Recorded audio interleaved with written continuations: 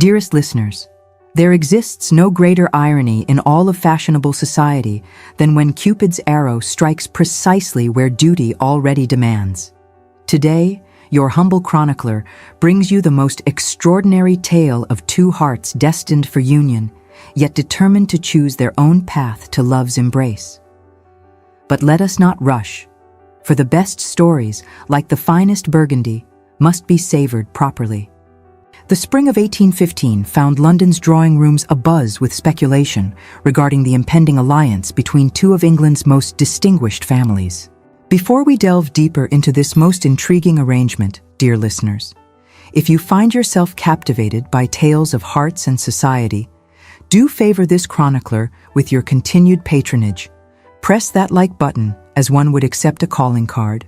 Subscribe to receive future chronicles delivered to your door as faithfully as the Morning Post, and share your thoughts in the comments below, for your humble author delights in discourse as much as any bluestocking at a literary salon.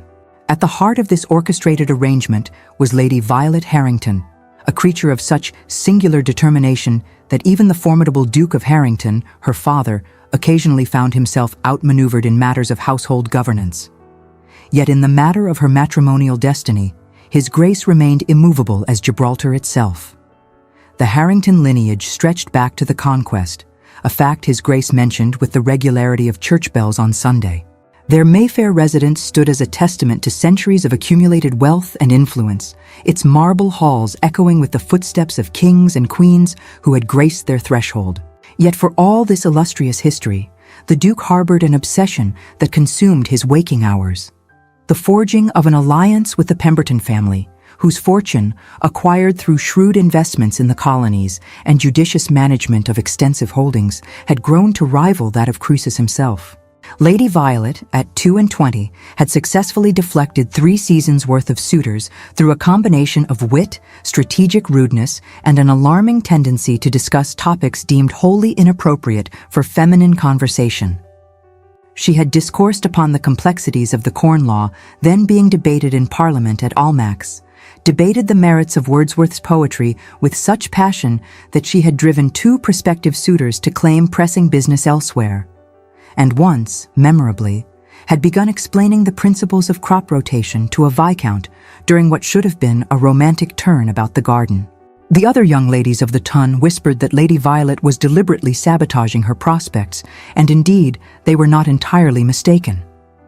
Violet had read far too many novels, spent far too many hours in her father's library, and entertained far too many dangerous notions about marriage being a partnership of minds as well as fortunes. She had observed her parents' union, a perfectly respectable arrangement that had produced the requisite heir and spare, yet contained all the warmth of a January morning, and determined that such a fate would not befall her. When the Duke had announced, with all the ceremony of a royal proclamation, that she was to wed Mr. Julian Pemberton, second son of the Pemberton dynasty, Violet had felt the walls of her gilded cage closing inexorably inward. She had never met the gentleman in question, knew nothing of him, save that he was reported to be handsome, educated, and in possession of a considerable independence settled upon him by his doting mother. These facts, which would have sent other young ladies into raptures, filled Violet with nothing but dread. The betrothal, the Duke explained with infinite patience, would unite 2 great families, secure the Harrington line's financial future for generations, and position them advantageously in the increasingly complex world of commerce and influence.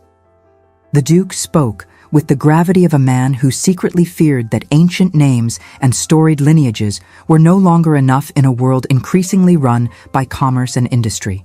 He saw the Pemberton alliance not just as an opportunity, but as a necessary fortification against the slow erosion of their world.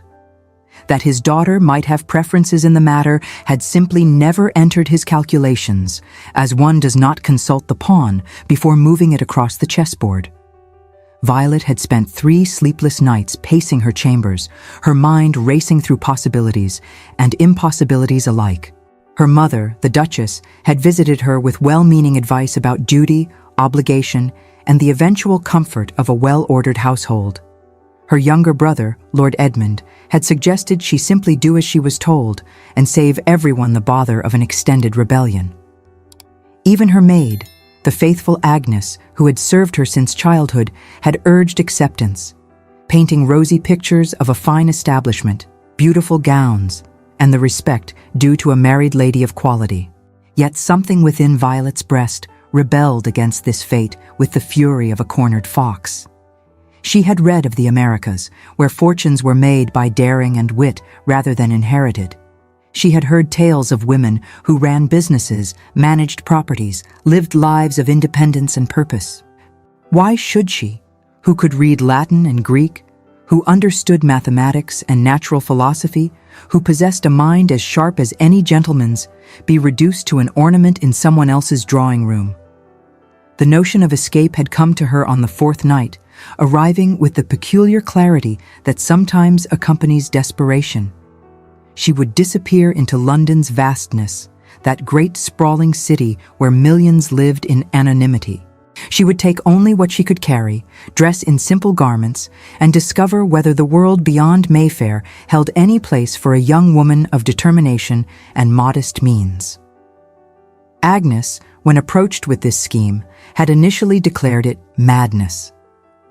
The London streets were no place for a gently bred lady, she had insisted. The dangers were manifold, the proprieties impossible to maintain. Yet Violet had worn down her resistance through a combination of pleading and logic. She did not propose to vanish forever, merely to gain a fortnight's reprieve, time enough to think, to plan, perhaps to discover some alternative to the cage that awaited her.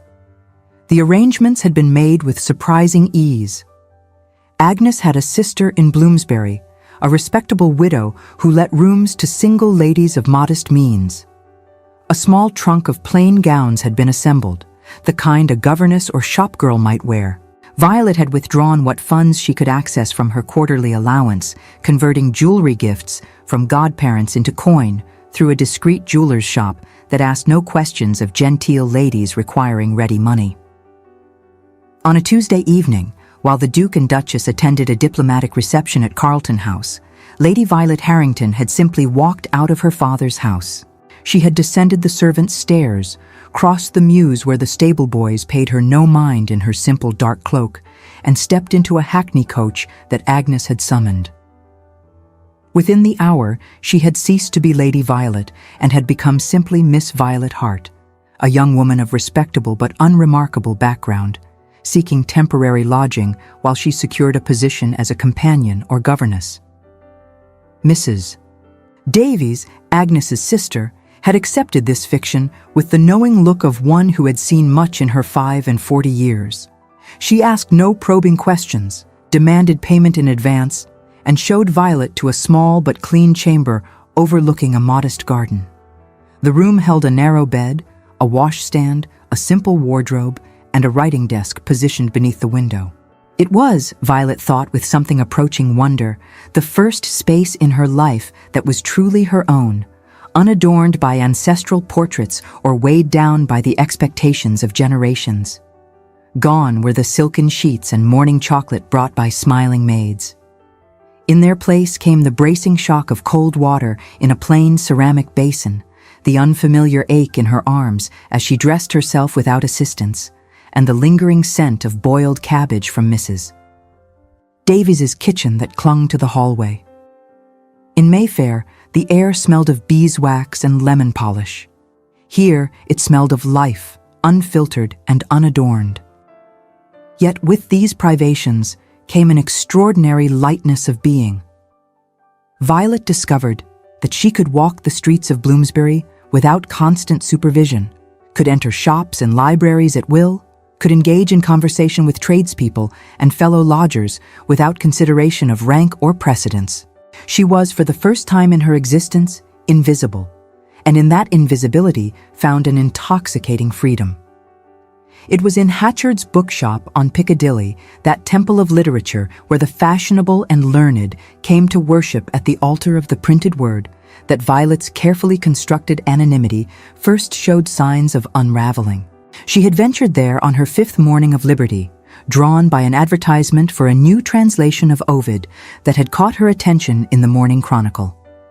The shop at midday proved less crowded than during the fashionable afternoon hours, containing only a scattering of serious readers and scholars rather than the parade of society figures who came to be seen as much as to purchase volumes. Violet had dressed with particular care in her most sober gray gown, a bonnet that concealed much of her face, and the demeanor of a governess on her afternoon liberty. She moved through the stacks with the easy familiarity of one who had spent countless hours in her father's extensive library, her fingers trailing along leather spines as she navigated toward the classical texts. She had just located the Ovid, had opened it to examine the quality of the translation, when a masculine voice spoke from behind her shoulder.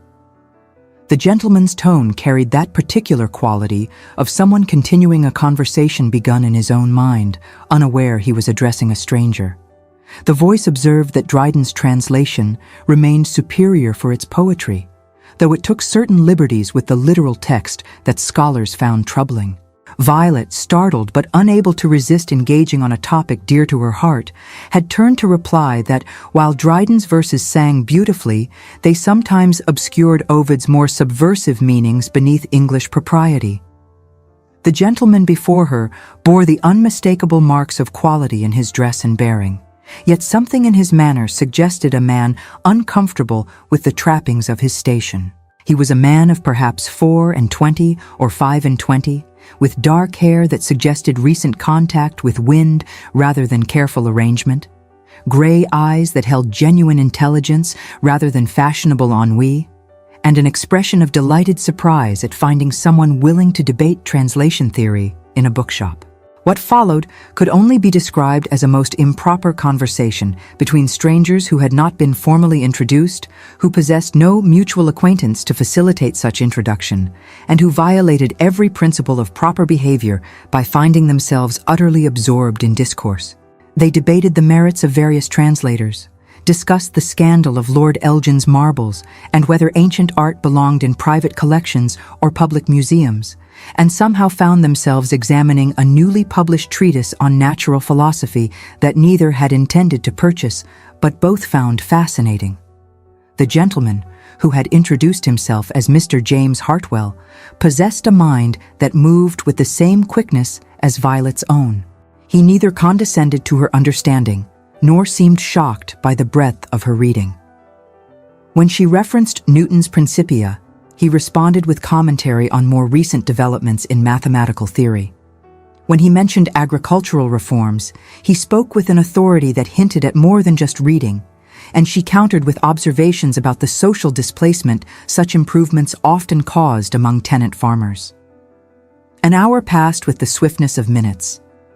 They had progressed from the classical section to travels, from travels to political economy, from political economy to poetry, their arms growing heavy with volumes they had pulled down to illustrate various points of discussion.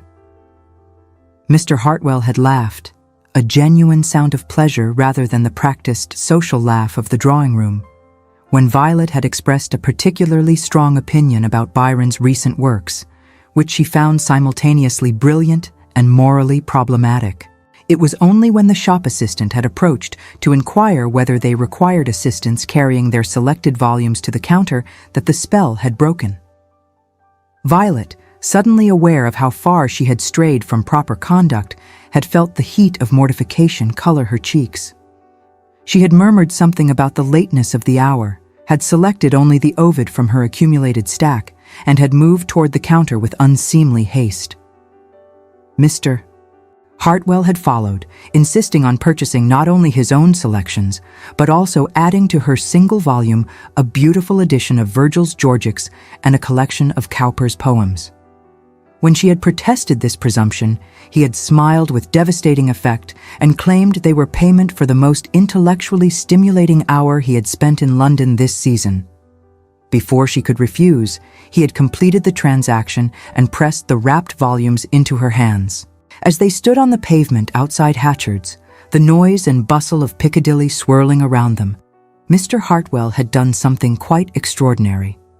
Rather than presuming to know her direction and offering escort, Rather than asking intrusive questions about her circumstances, he had simply expressed his hope that they might encounter each other again among the bookshelves, as he found himself in frequent need of educated conversation that did not revolve around weather, scandal, or horses. Violet had fled back to Bloomsbury with her heart performing alarming acrobatics within her chest. She had never, in 3 full seasons of balls and morning calls, met a gentleman who had engaged her mind with such effect. The young men of her acquaintance either seemed intimidated by her intelligence or resentful of it, treating her learning as an unfortunate aberration to be overlooked rather than appreciated. Mr. Hartwell had spoken to her as an equal, had matched her thought for thought, had seemed genuinely delighted by her contributions to their discourse. That evening, alone in her small chamber, Violet had opened the Georgics to discover a card tucked within its pages. The handwriting was bold and clear, the message simple. The writer would be amongst the scholars in the study rooms at the British Museum on Thursday afternoon, should Miss Hart wish to continue their discussion of ancient civilizations and modern interpretations thereof. No presumption of acceptance, no demand for response, merely an invitation extended to a fellow scholar. Violet knew she should not go. Every principle of proper conduct screamed against such a meeting. Yet she found herself counting the hours until Thursday arrived. The British Museum had proven an inspired choice for a clandestine meeting, if such it could be called.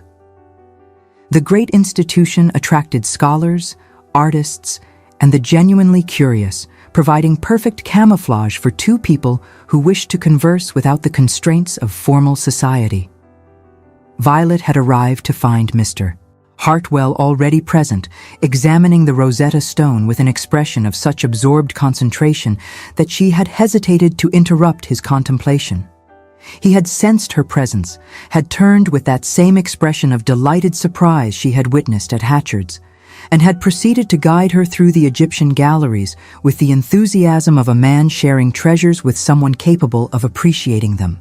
They had stood before ancient artifacts discussing the rise and fall of civilizations, the nature of power and memory, the question of whether any human achievement could truly outlast time's erosion.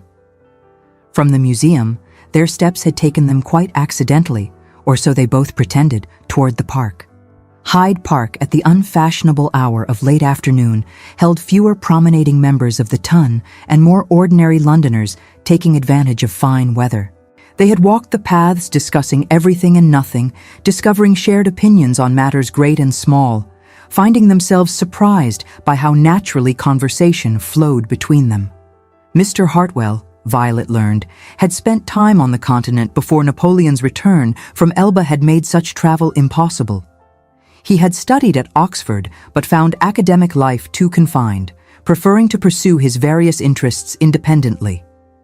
He spoke little of his family beyond mentioning that expectations sometimes weighed heavily upon a man, even when material circumstances were comfortable.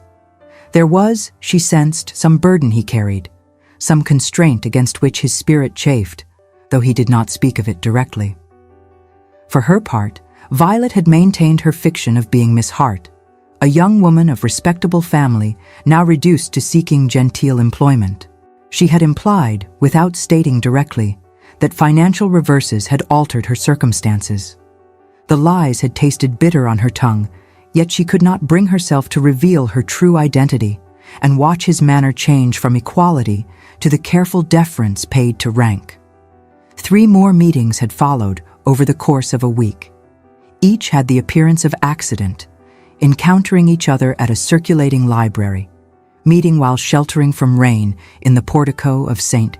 Paul's, discovering themselves at the same print shop, examining the latest satirical cartoons. Yet both knew these accidents were carefully orchestrated, that each watched for the other, that their separate routines had adjusted to create opportunities for intersection. What Violet did not know, could not have known, was that Mr. James Hartwell was himself a fiction, a convenient construction designed to permit its creator a measure of freedom from his own gilded cage. The gentleman who had so thoroughly captured her attention and admiration was in truth Mr. Julian Pemberton, second son of the Pemberton Empire, and the very man her father had selected to be her husband. Julian had escaped London society's suffocating embrace for reasons that paralleled Violet's own with uncanny precision. The Pemberton fortune, built by his grandfather through shipping interests and expanded by his father through investments that bordered on genius, had grown to proportions that attracted every fortune hunter in England. Young ladies who had never noticed Julian's existence suddenly found him fascinating. Their mamas engineered encounters with all the subtlety of military campaigns. He could not attend a ball without being cornered, could not ride in the park without being intercepted, could not visit his club without finding himself engaged in conversations clearly designed to demonstrate some young lady's superior qualities. The final insult had come when he learned of his parents' arrangement with the Duke of Harrington. They had presented it as a fait accompli, a settled matter requiring only his formal acquiescence. Lady Violet Harrington, they explained, came from impeccable lineage. The alliance would position the Pemberton family firmly within the highest circles of the aristocracy, something his parents' commercial origins had never quite achieved despite their wealth. Julian would make an advantageous match. Lady Violet would gain a husband of means and character. The families would unite their considerable resources, and everyone would profit. That neither Julian nor Lady Violet had been consulted about their preferences in the matter seemed to concern no one.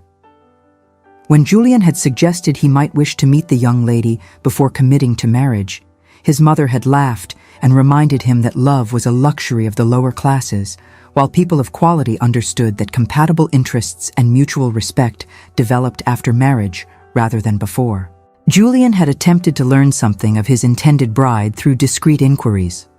The reports he received painted a portrait of a sharp-tongued bluestocking who had frightened away every eligible gentleman in London. She was reported to be handsome but difficult, intelligent but argumentative, refined but distressingly opinionated.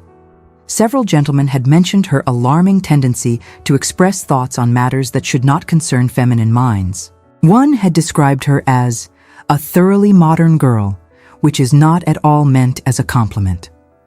While these descriptions should have filled Julian with dread, a small rebellious part of him felt a flicker of intrigue.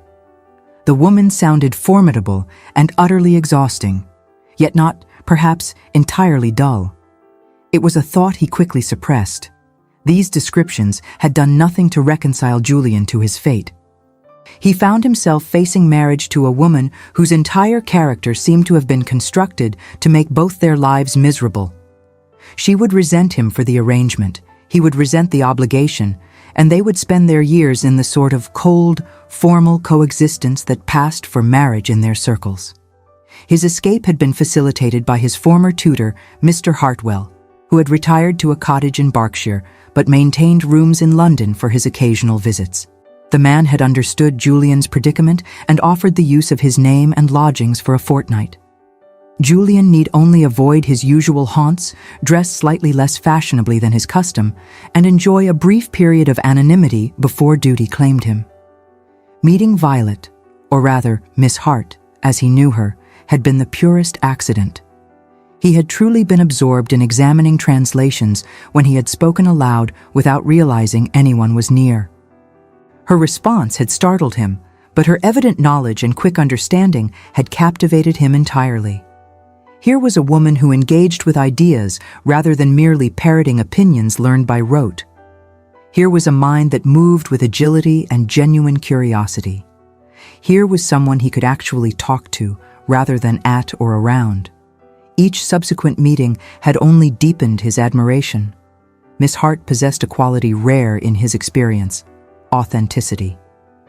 She said what she thought, argued when she disagreed, laughed when genuinely amused rather than tittering behind her fan at appropriate intervals. She wore plain gowns without apology, walked without affectation, and seemed utterly uninterested in impressing him with accomplishments or connections. Julian found himself thinking of her at odd moments, replaying their conversations, anticipating their next encounter with an eagerness that alarmed him. He recognized the symptoms, even as he tried to deny them. He was falling in love with Miss Hart, this mysterious young woman of uncertain circumstances and undeniable intelligence, even as his parents planned his wedding to the formidable Lady Violet Harrington. The situation would have been comical had it not been so thoroughly tragic. He stood on the precipice of an arranged marriage while his heart insisted on choosing elsewhere. Miss Hart, for her part, had made it clear through various small comments that she too was escaping some unwanted fate, though she had not elaborated on its nature. He sensed pain behind her determination to remain in her reduced circumstances, wondered what had driven someone of evident education and refinement to such a state. Their sixth meeting, which took place in the gardens at Vauxhall during a quiet afternoon when the pleasure gardens welcomed daytime visitors at reduced rates, had marked a turning point in their careful dance. They had walked among the sculpture and through the covered walkways, their conversation turning from intellectual matters to more personal territory. Julian had spoken with careful vagueness about feeling trapped by others' expectations, about wanting to build something of his own merit rather than simply inheriting position. Violet had responded with feeling about the suffocation of living according to others' designs, about the desire to make choices rather than merely accept what was chosen for her. Their words had created a web of understanding between them, each revelation drawing them closer even as they maintained the fictions of their assumed names. It was there, in a secluded bower where heavy-headed peonies were in full bloom, that Julian had done something entirely improper. He had taken Violet's hand, her bare hand, for she wore no gloves in her simple guise, and had spoken words that committed him irrevocably. He had told her that whatever circumstances bound him, whatever obligations awaited, he had never met anyone who understood him as she did. He had confessed that their accidental encounters had become the center around which his days revolved. He had admitted that he found himself wishing he could be simply James Hartwell permanently, free to court Miss Hart properly, free to build a life uncomplicated by duty and expectation. Violet had responded with tears glistening in her remarkable eyes. She had confessed her own growing attachment, had admitted that she thought of him constantly, had revealed that their time together represented everything she had always imagined a true partnership of minds might be. Yet she too was bound by circumstances she could not yet escape, was fleeing an arranged future that seemed increasingly inevitable despite her rebellion. Neither had spoken the word love, yet it hung between them unacknowledged, a truth too dangerous to voice aloud. They remained there, hands clasped, hearts racing, both knowing they stood at the edge of something that could not end happily, yet neither willing to step back from the precipice. Julian had proposed in that moment a reckless solution. They could leave London together, could make their way to Scotland, where marriages required no bans or parental consent, could build a life together free from the constraints that bound them. He had enough independence, he assured her, to support them modestly but respectably. They would have each other, their books, their conversations, and the freedom to live as they chose. Violet had been tempted, dangerously, desperately tempted. For a moment, she had envisioned it. A small cottage somewhere, a life built on genuine affection rather than social calculation. The possibility of true happiness rather than merely acceptable arrangement. Yet even as the vision formed, she recognized its impossibility. She could not let Julian sacrifice everything for a woman whose true identity he did not know. When he learned she was Lady Violet Harrington, would he believe she had not manipulated the encounter? Would he think she had staged their meetings, knowing all along who he truly was? The deception that had seemed harmless, even necessary at the beginning, now stood between them like an insurmountable wall. Violet had extracted her hand gently, had stepped back with visible effort, had spoken words that cost her dearly. She could not marry him, she had said. There were complications he did not understand, obligations she could not break without causing harm to others. She cared for him too much to let him ruin himself for her sake. Julian had pressed her to explain, had demanded to know what could possibly stand between two people who had found such rare understanding. Violet had remained firm, had insisted only that circumstances made their union impossible, had begged him to trust that she acted from necessity rather than choice. They had parted that day with something broken between them. The ease and joy of their earlier meetings shattered by the weight of unnamed obligations and unspoken truths. Julian had walked away looking as though she had struck him, while Violet had returned to her lodgings and wept as she had not done since childhood. 3 days of mutual misery followed. Julian had thrown himself into preparing for the inevitable, his fortnight of freedom drawing to a close. He had received increasingly urgent messages from his family demanding his return, reminding him of his obligations, informing him that the Duke of Harrington was growing impatient and the betrothal ball could not be delayed much longer. The date had been set. In 1 week's time, he would be formally presented to Lady Violet Harrington as her intended husband, and their engagement would be announced to all of fashionable society. Violet, meanwhile, had watched the same deadline approach with mounting dread. Her father's agents had been searching for her. Mrs. Davies had mentioned, with careful neutrality, that a very distinguished gentleman had been making inquiries in the neighborhood, distributing her description and offering a substantial reward for information about her whereabouts. It was only a matter of time before someone connected Miss Hart with the missing Lady Violet Harrington. On the afternoon of the 4th day, Violet had ventured to Hatchard's one final time, drawn by a melancholy desire to revisit the place where her brief happiness had begun. She had not expected to find Julian there, had assumed he would be avoiding places where they might encounter each other. Yet he was there in the poetry section, examining a volume with such absorption that he did not notice her approach. The sight of him had stolen her breath. In 4 days, he had somehow become even more essential to her than she had realized. The thought of marrying some unknown Mr. Pemberton, of spending her life with a stranger while knowing that Julian existed somewhere in the world, seemed suddenly unbearable beyond description. She had spoken his assumed name softly. He had turned, and the naked emotion in his face had nearly undone her resolve. Without speaking, he had guided her to a quiet corner of the shop, behind shelves where they could speak without being overheard by other patrons. Julian had begun by apologizing for pressing her too hard, for proposing solutions without understanding her circumstances. Yet he could not, he insisted, simply accept her refusal without making one more attempt to understand what stood between them. He had spent 3 days trying to imagine obstacles so insurmountable that they could not be overcome by two people determined to be together, and he had failed to conceive of any that seemed adequate. Violet had fought against the urge to confess everything, to reveal her identity and let whatever happened happen. Yet fear held her tongue, not fear of his reaction, but fear of the hurt that would come when he realized she had deceived him, even if unintentionally at first. She had chosen instead to speak in generalizations, to explain that she came from circumstances vastly different from her current situation, that her family had plans for her that did not include marrying a gentleman of modest means, that to defy them would bring consequences not just for herself, but for others she cared for.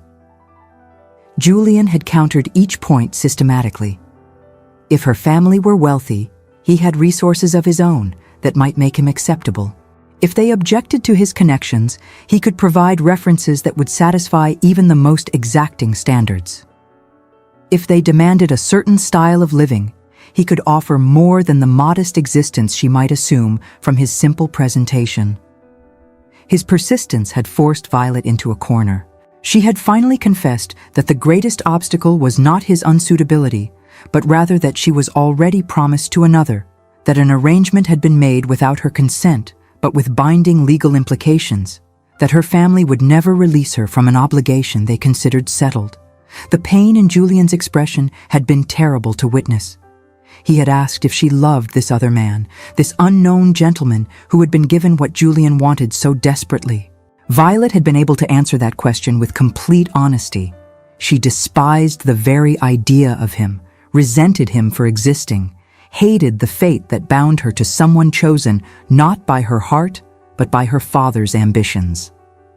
Julian had seized on this admission.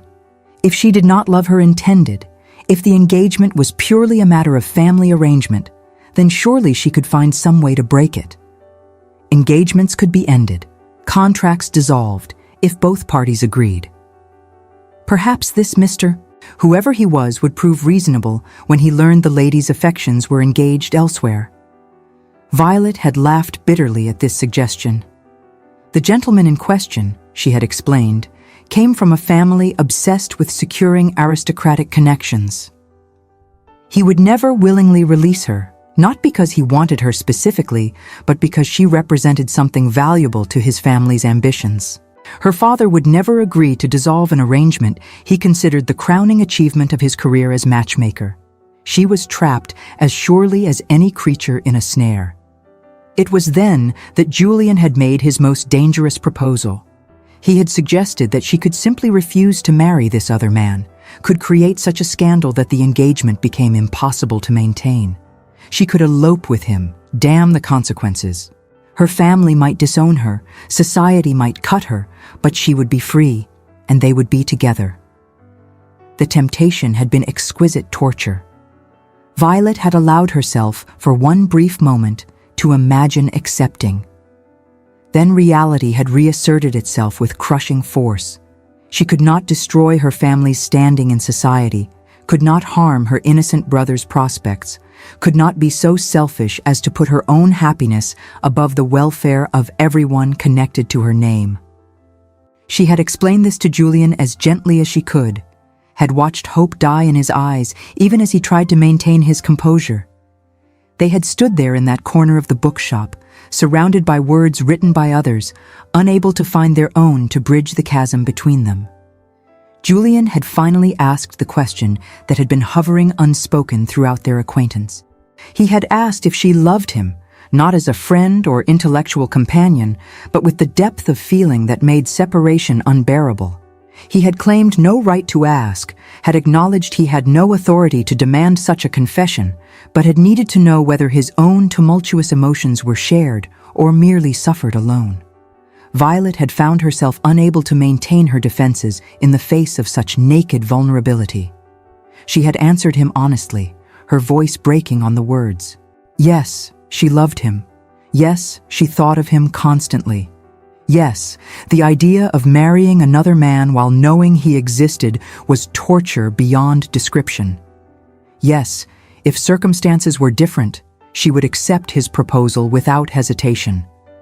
But circumstances were not different, and love alone could not overcome the realities that bound them both.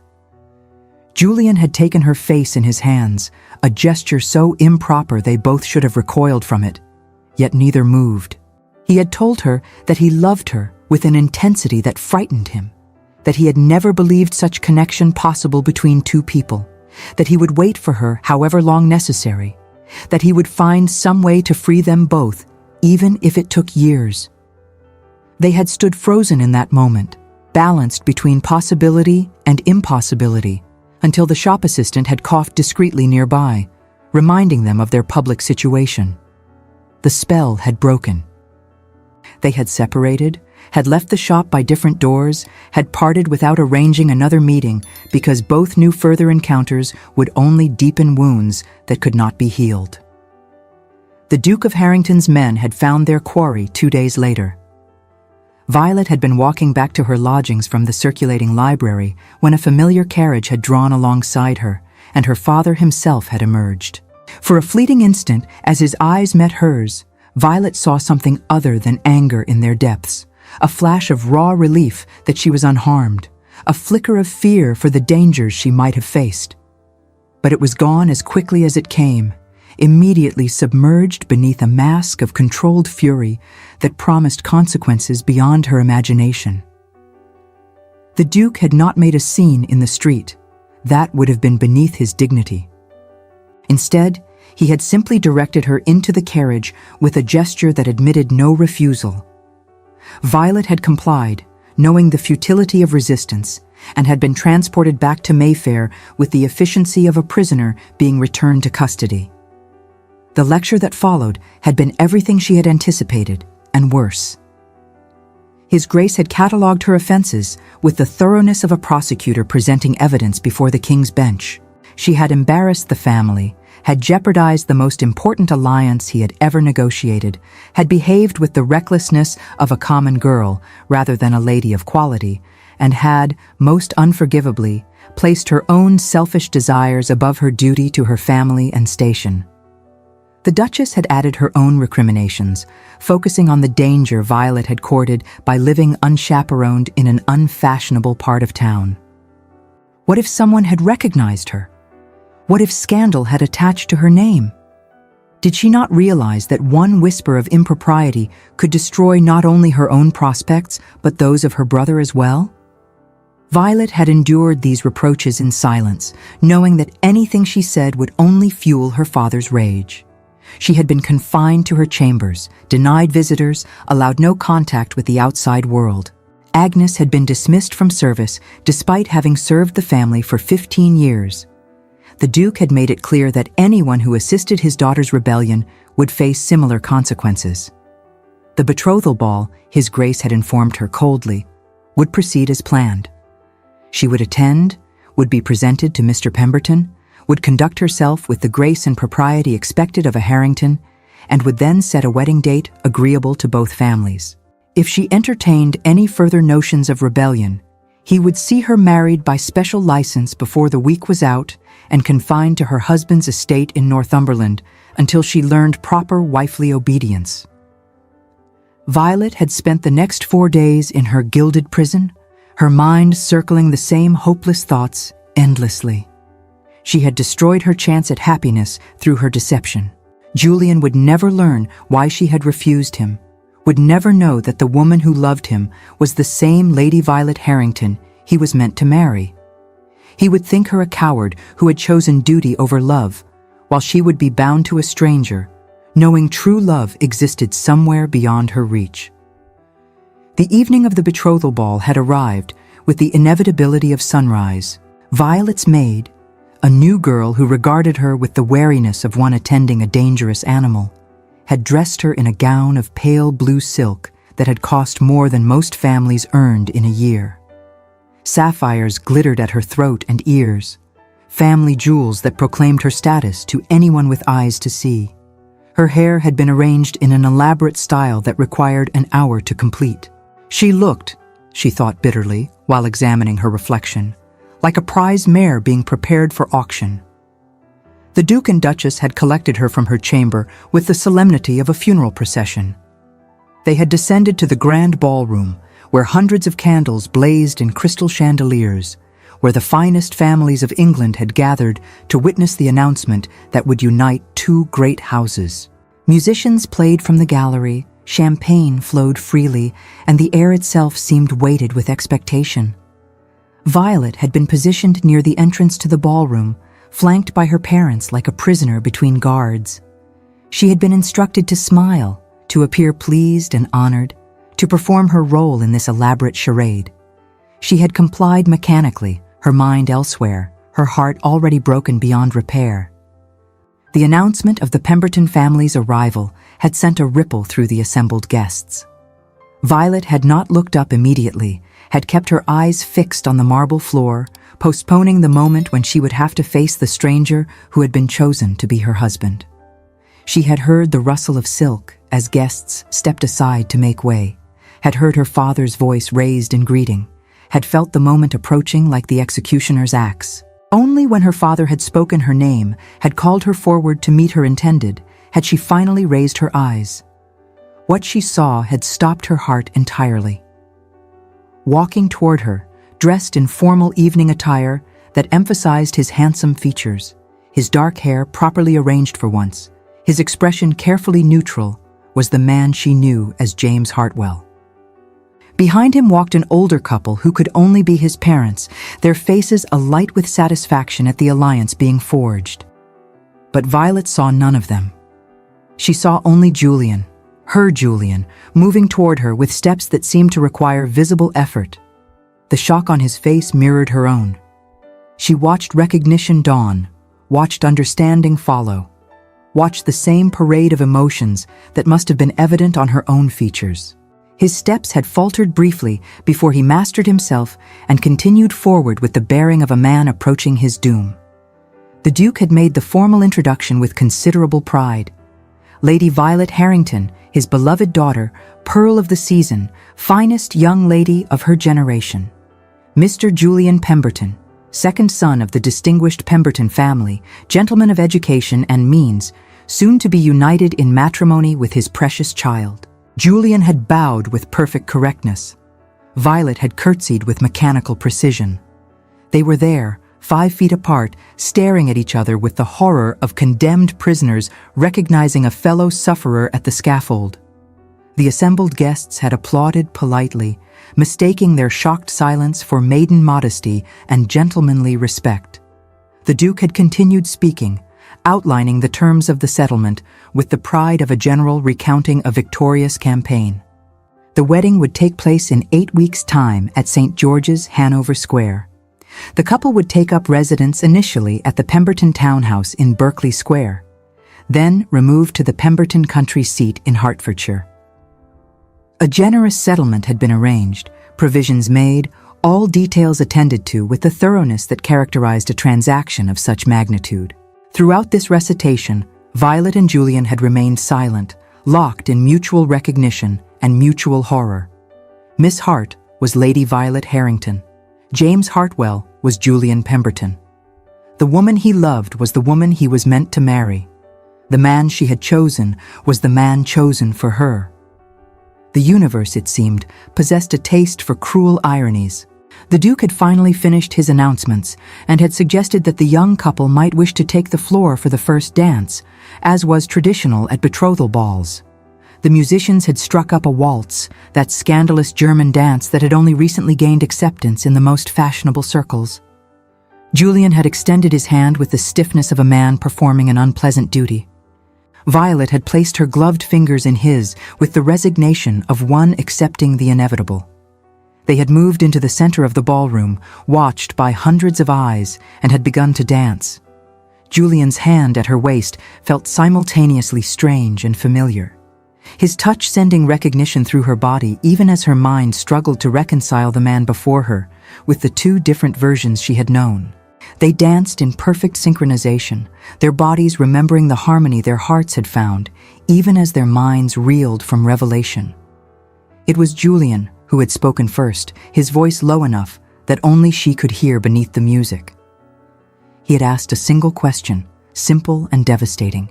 Had she known? Violet had answered honestly. No, she had not known.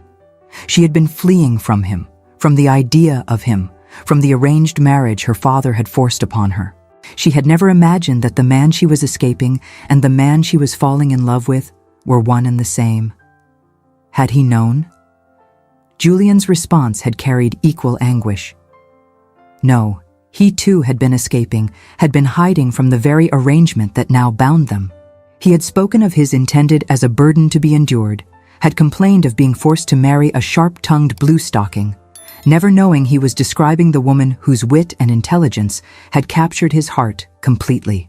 The cruel perfection of their situation had become clear as they danced. They had each found exactly what they sought while fleeing from exactly what they had been given. They had fallen in love freely, honestly, without consideration of duty or advantage, only to discover that duty and advantage had already decreed their union. The choice they had fought to preserve, the freedom to love whom they wished, had been an illusion all along. Violet had felt tears threatening and had fought them back through sheer force of will.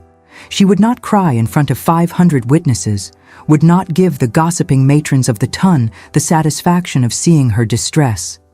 She had asked Julian what they should do now, her voice barely audible. Julian's response had been immediate and fierce.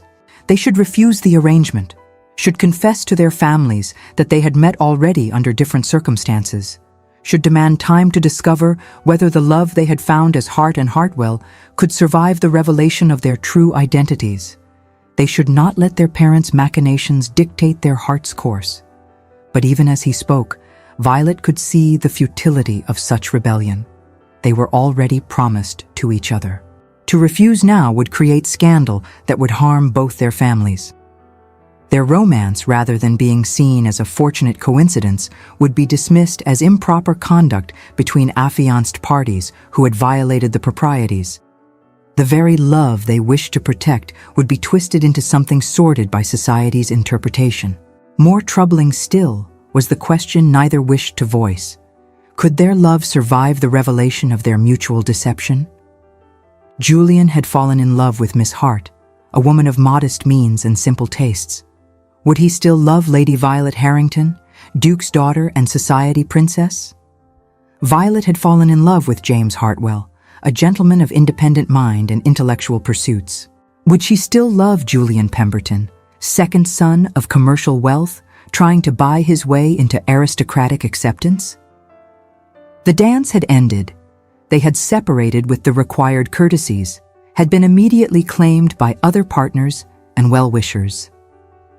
Violet had been swept into a country dance with some baronet whose name she immediately forgot, her mother's hand a firm grip on her elbow. Julian had been cornered by his father and the Duke, both men clapping him on the shoulder, their satisfaction forming an impenetrable barrier. They had been carried along on the tide of social obligation, their chance for private discourse deliberately and efficiently severed. The ball had continued until the early hours of morning, but for Violet and Julian, it had been endless torture.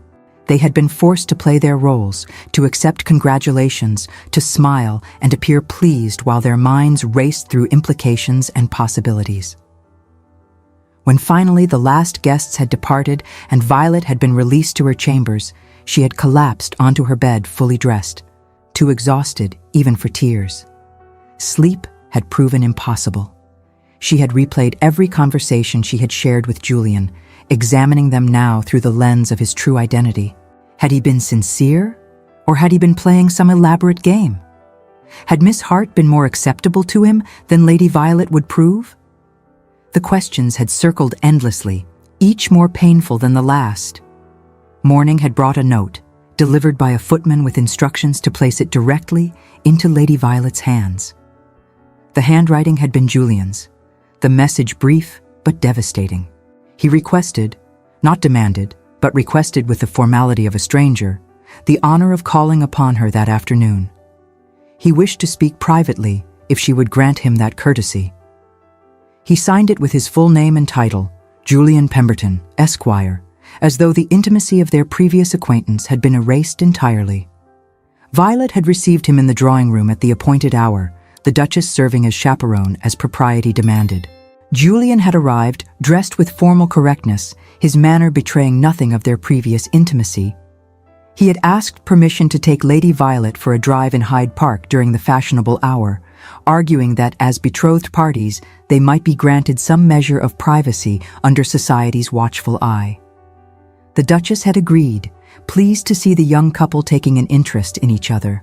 Within the hour, Violet had found herself seated beside Julian in an elegant barouche, processing slowly along Rotten Row among all of fashionable London taking the air.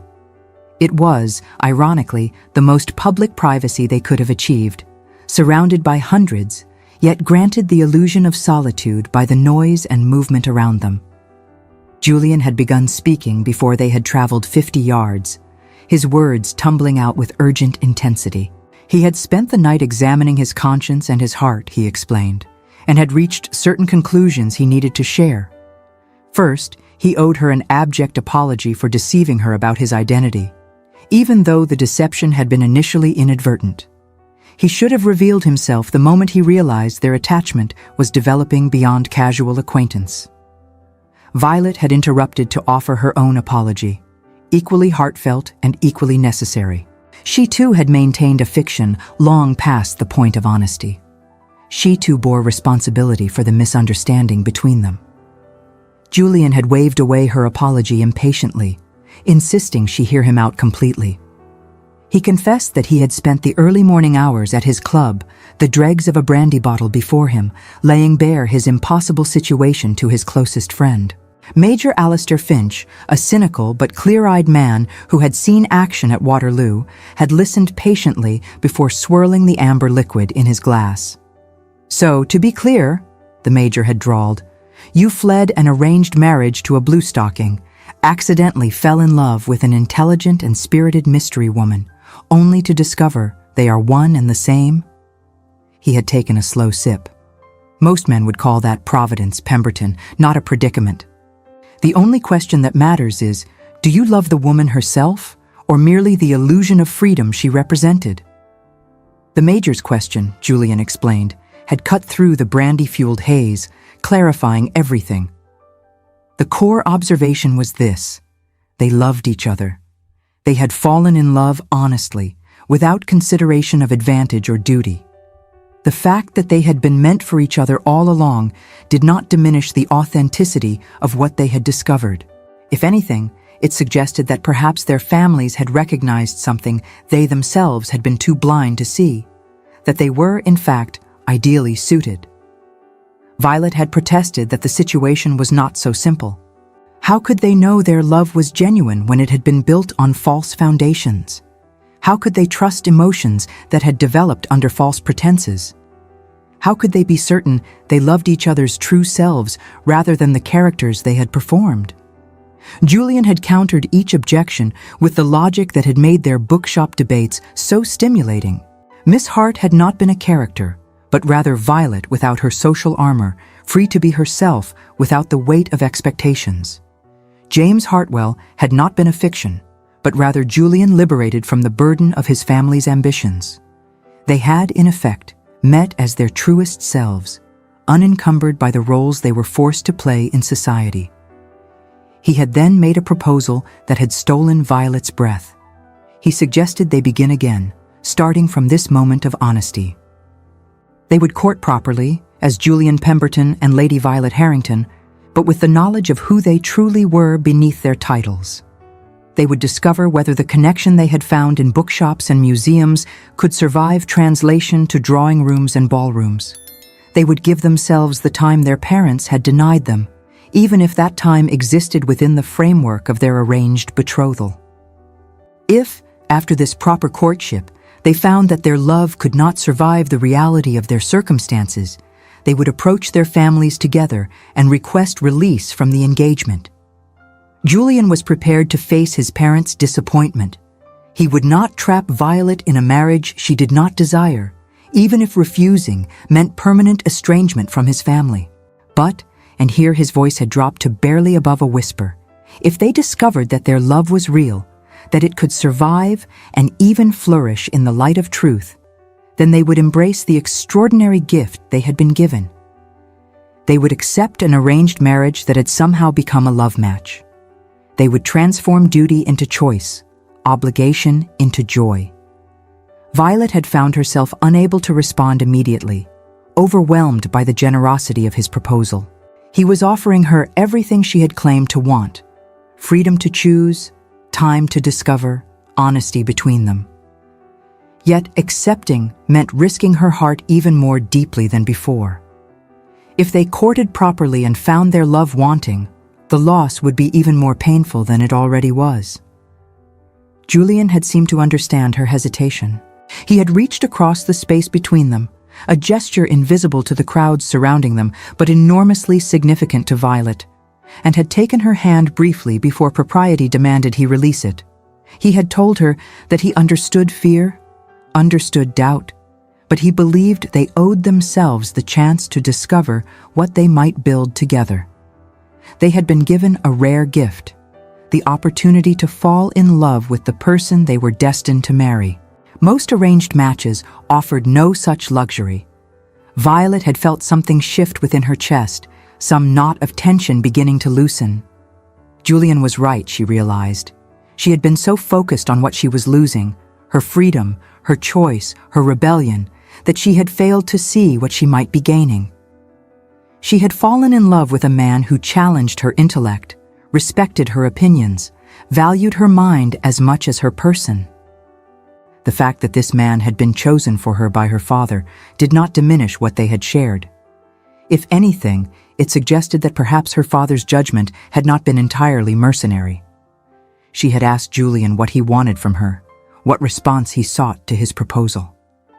His answer had been simple and devastating in its honesty. He wanted the chance to love her properly, to court her as she deserved, to build something real between them. He wanted to discover whether the woman he had met in Hatchards and the Lady Violet Harrington of society could be one and the same. He wanted, ultimately, to marry her, not because their families decreed it, but because their hearts demanded it. Violet had taken a breath that seemed to draw courage from the autumn air. She had agreed to his proposal. They would court properly, would give themselves the time to discover whether their love could survive the truth of their identities. They would be honest with each other, would lower their defenses, would risk their hearts completely. And if, at the end of this courtship, they found themselves truly in love, not with who they had pretended to be, but with who they actually were, they would embrace the extraordinary coincidence that had made their arranged marriage into something chosen. Julian's expression had transformed, relief and joy replacing the careful neutrality he had maintained. He had wanted to kiss her, she could see, wanted to pull her into his arms in full view of Hyde Park, and propriety be damned. Instead, he had simply smiled at her with such warmth that she had felt it like physical touch, and had promised that he would court her so thoroughly, so properly, so completely that she would have no doubt of his affection by the time their wedding day arrived. The courtship that followed proved unlike any other in the annals of London society. Julian Pemberton and Lady Violet Harrington, already betrothed, already committed to marry, proceeded to fall in love with all the intensity of star-crossed lovers, discovering each other for the first time. They attended every ball, opera, and social gathering the season offered, yet their attention remained fixed entirely on each other. They took daily drives in the park, visited galleries and museums together with proper chaperonage, and spent hours in conversation that scandalized no one because they were, after all, engaged to be married. Yet everyone who observed them remarked on the unusual nature of their attachment. They talked constantly, their conversations animated and engaged in a way that suggested genuine intellectual connection rather than mere social pleasantries. They laughed together with the ease of old friends, yet looked at each other with the wonder of new lovers. They seemed, in short, to be experiencing both the comfort of long acquaintance and the excitement of fresh discovery. The Duke of Harrington observed these developments with barely concealed satisfaction. He congratulated himself on his wisdom in arranging the match, certain that his daughter's obvious happiness vindicated his judgment. The fact that Violet and Julian had needed no time at all to develop affection proved, he declared to anyone who would listen, that people of quality simply recognized their natural complements when properly introduced. What His Grace did not know, what no one save Violet and Julian themselves knew, was that they were learning each other anew with every encounter. The Julian who danced with Lady Violet at Almack's was different from the James who had debated with Miss Hart in bookshops, yet recognizably the same in all essential ways. The Violet who accompanied Julian to the opera was different from the Hart who had walked freely through museum galleries, yet possessed the same keen mind and independent spirit beneath her fashionable gowns. They discovered, in those weeks of proper courtship, that their love had not been an illusion born of temporary freedom. If anything, it deepened as they revealed more of themselves to each other. Julian confessed his insecurities about being a second son, about feeling he must constantly prove his worth beyond his family's wealth. Violet admitted her fears about losing herself in marriage, about being reduced to an ornament rather than treated as a partner. In response to these confessions, they made promises to each other that had nothing to do with the formal vows they would eventually exchange. Julian promised never to dismiss her opinions, never to expect her to be less intelligent or less informed than she was, never to confine her to drawing rooms when she wished to engage with the wider world. Violet promised to trust him with her authentic self, to stop hiding behind defensive wit and sharp remarks, to believe that he valued her mind as highly as he desired her person. 6 weeks into their engagement, Julian had secured permission to visit Violet in her father's library, that sanctuary where she had spent so much of her childhood. They had settled among the leather-bound volumes with cups of tea and a book of Donne's poetry that Julian had brought as a gift. It was there, surrounded by words written by others, that Julian had finally spoken the confession that had been building since their reconciliation. He had told her that he loved her completely, not the Miss Hart he had met in Hatchard's, not the Lady Violet of the drawing rooms, but the whole complex person she actually was. He loved her sharp mind and her generous heart, her fierce independence and her capacity for tenderness, her rebellious spirit and her sense of duty. He loved the woman who could debate philosophy with passion and arrange flowers with care, who could ride fearlessly yet play the pianoforte with delicacy. He loved every contradiction and complexity that made her uniquely herself. Violet had responded with her own confession, equally comprehensive. She loved Julian's mind and his kindness, his ambition and his humility, his strength and his vulnerability. She loved that he challenged her without diminishing her, supported her without constraining her, desired her without objectifying her. She loved the man who was confident enough to admit uncertainty, privileged enough to recognize his advantages, and wise enough to value substance over appearance. They had sat there in the library, hands clasped between them, and had made peace with the extraordinary situation in which they found themselves. They would marry as their families had arranged, but they would do so as two people choosing each other freely. The obligation that had seemed like a cage had become instead a gift, one that most people never received. The wedding took place on a crisp December morning at St. George's, Hanover Square, with all of fashionable London in attendance. Lady Violet Harrington walked down the aisle on her father's arm, wearing a gown of white silk embroidered with seed pearls, her face barely concealed by Brussels lace. Julian Pemberton waited at the altar, his expression betraying none of the complex emotions he felt. Joy at marrying the woman he loved, gratitude for the chance they had been given, determination to build the partnership they had promised each other. The ceremony itself followed traditional forms, the ancient words binding them together in the sight of God and society. Yet when they exchanged their vows, when Julian placed his ring on Violet's finger and she responded with promises of her own, both knew they were choosing this union as surely as if they had fled to Scotland against all opposition. The arrangement that had seemed like tyranny had become, through unexpected grace, a foundation for authentic love. The wedding breakfast at Harrington House proved a triumph of social engineering, with both families radiating satisfaction at the alliance they had forged. Toasts were offered praising the wisdom of arranged matches, the importance of compatible backgrounds, the superiority of practical considerations over fleeting romantic sentiments. Neither Violet nor Julian contradicted these pronouncements. They simply smiled at each other across the table, sharing private amusement at how thoroughly wrong and yet somehow right their family's theories proved.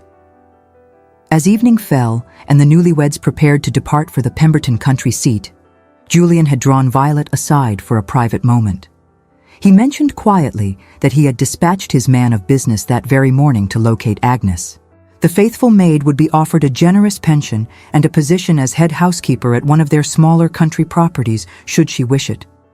Violet's gratitude was a silent, brilliant thing in her eyes. It was their first act as a true partnership.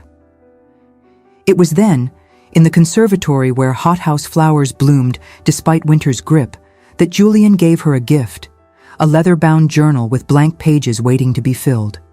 He explained that he wished for them to write their own story, one that began not with their family's machinations, but with a chance meeting in a bookshop. They would fill these pages with the truth of their relationship, creating a record that belonged to them alone. Their children would read it someday and learn that even arranged marriages could become love matches when two people were brave enough to choose each other despite knowing they had already been chosen. Inside the carriage, traveling through the deepening twilight towards Hertfordshire, Violet opened the leather-bound journal Julian had given her.